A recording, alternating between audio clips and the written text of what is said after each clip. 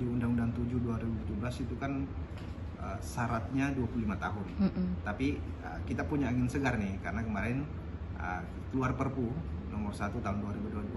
Salah satu di dalam Perpu itu merubah syarat pengawas TPS di Undang-Undang 7. Jadinya syaratnya itu 18 tahun. Kalau kemudian tidak sulit mendapatkan 18 tahun, bisa di umur 17 tahun menjadi pengawas TPS. Dan itu angin segar bagi Bawaslu. Karena itu nanti peluang bagi kami untuk melibatkan teman-teman mahasiswa yang umurnya 17-18 tahun tadi untuk menjadi pengawas TPS.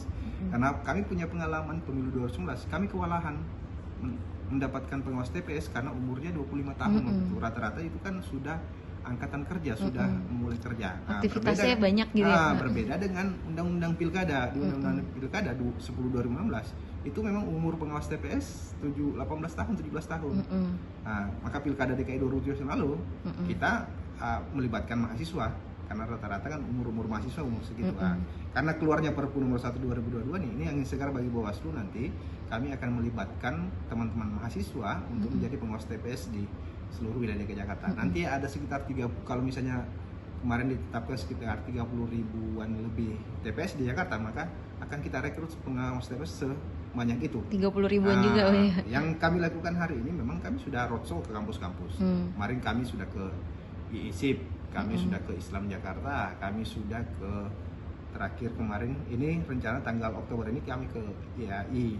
Kami juga kemarin sudah di beberapa kampus yang lain Indonesia, dan sebelumnya juga kami sudah MOU dengan 35 kampus di DKI Jakarta terkait dengan pengawasan partisipatif. Salah satunya nanti bagaimana kemudian kampus-kampus di Jakarta ini bisa ikut terlibat sebagai pengawas TPS. Mahasiswanya merekomendasikan mahasiswanya dengan syarat-syarat tertentu, misalnya syaratnya sesuai dengan domisili tempat dia berada. Misalnya dia tinggal di Jakarta Barat, maka dia TPS, pengawas TPS. Karena itu lebih bagus kalau dia sesuai dengan domisili, supaya dia mengenal wilayahnya. Karena nanti pengawas TPS itu akan fokus mengawasi kampanye di hari terakhir, termasuk hari tenang, mengawasi hari tenang supaya tidak ada kampanye.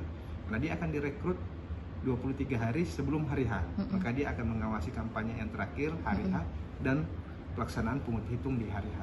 Itu yang diawasi oleh pengawas TPS. Tapi kalau melihat antusiasnya tinggi nih Pak dari mahasiswa. Saya kira antusias teman-teman ini kan sangat besar ya, apalagi kemudian ikut terlibat bagaimana ikut andil dalam melakukan pengawasan pemilu, memastikan bahwa pemilu itu berjalan dengan adil, berjalan dengan jujur.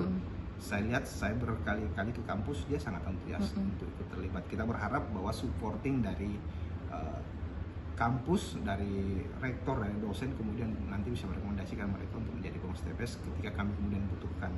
Karena kenapa kemudian penting? Karena kami menganggap mereka ini adalah teman-teman yang masih sangat idealis, masih sangat yang kemudian tidak bisa dipengaruhi, sehingga dia cocok menjadi pengawas TPS dan memastikan bahwa proses itu berjalan sesuai dengan aturan. Itu yang kita harapkan, teman-teman mahasiswa ini, mahasiswa yang idealis, yang masih sulit untuk dipengaruhi oleh kepentingan tertentu, dan bisa menjadi pengawas yang jujur dalam proses, misalnya khususnya rekapitulasi suara, pemungutan, rekapitulasi sampai yang berjenjang. Oke, siap. Ya, ini ada yang mau tanya. Saya mau tanya, dari Bawaslu sendiri